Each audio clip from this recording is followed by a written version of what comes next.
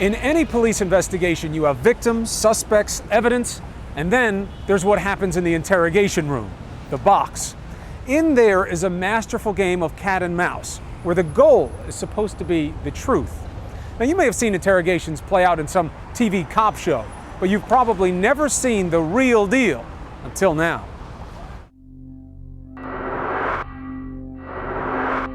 I always wanted to be a police officer. From the streets, work in the big city.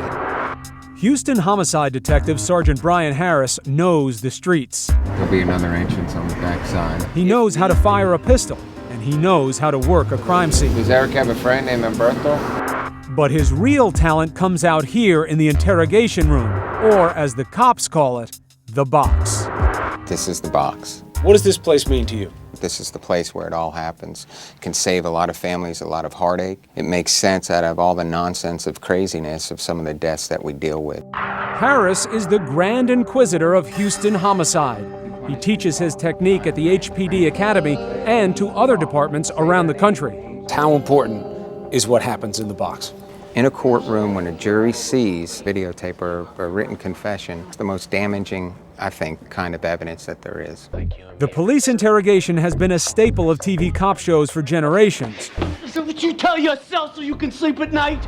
But while the belligerent, in-your-face style might work in Hollywood, Tell me the truth! Yelling at them, smacking them, making them feel like a piece of dirt. At least here in Houston, Texas, it's not going to work. Harris is known for a decidedly different technique. Say whatever you can to keep them in that chair. What do you think it is about you that makes you effective? I treat them with dignity. And even when you wanted a divorce, you still took care of her. Not many men would do that, Jim. If they can see me as a person that views them with dignity, the chances of communication are starting to open up. Primetime has been granted unprecedented access to explore how Harris plies his trade by examining 3 murder investigations which highlight his skill. Case number 1, August 16, 2002. Police are called to check on 73-year-old Hattie Faye McCann.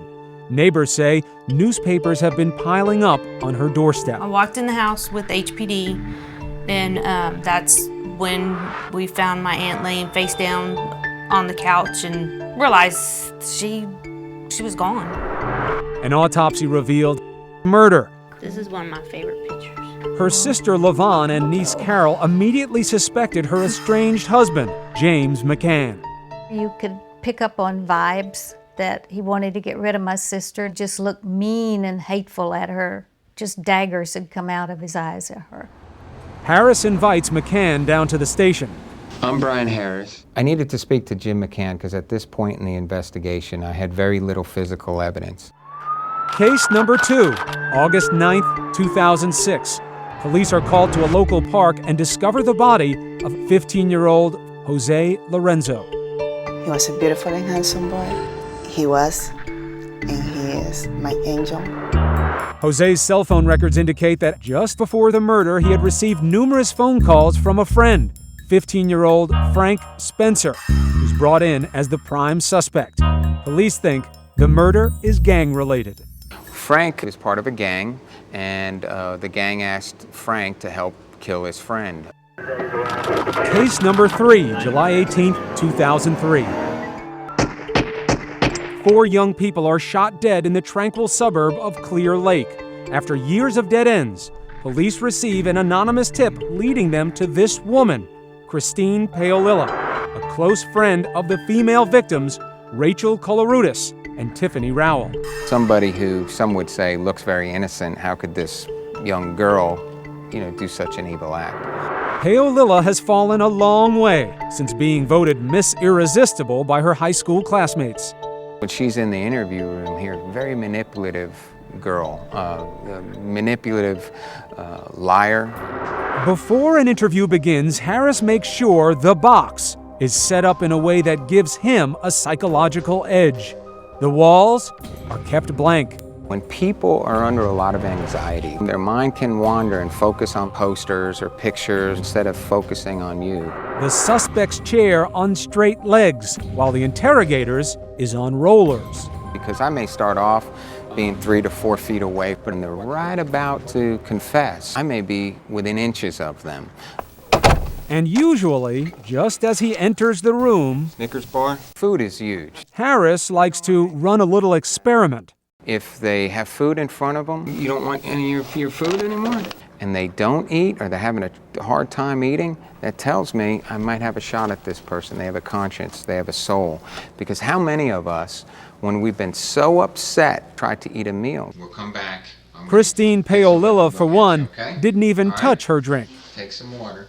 And I'm keenly aware that she's not touching the water. So perhaps her stomach's in that knot. Perhaps there is a soul inside there and she's going to confess. Notice there are no lawyers in the room. That's because Harris has either talked his suspects into sitting down voluntarily, We told you before you were not under arrest, okay? or talked them out of invoking those all-important Miranda rights. I'm going to read you what's called your legal warning. Texas is Miranda on steroids. We go overboard with our statutory warnings. So how do you talk around that issue without giving them a good idea of asking for a lawyer? I'll say, you know, Chris, I want to talk to you and I want to share some things with you. But in order for me to do that, I have to read what's called your legal warning. Do you understand me? You have to waive. That means give up your rights so I can hear what's going on. What happened? Do you understand? A little manipulative, though. I want to hear your side of the story, but for me to hear your side, you have to waive this. It's a little manipulative. That's the truth. Curiously, Harris says guilty subjects are actually more likely to waive their rights than the innocent. Did you see that dude, man? That sucker went down, man. The people who end up talking to us are more curious to find out what we know, and that's why they waive their rights. I'm just a cop. They think they're smarter than me. And perhaps they are. He's an extremely cunning man. He's very manipulative. The interrogations have begun for James McCann, Frank Spencer, and Christine Paolilla. Now, the game is on. A cat and mouse game, a true cat and mouse game.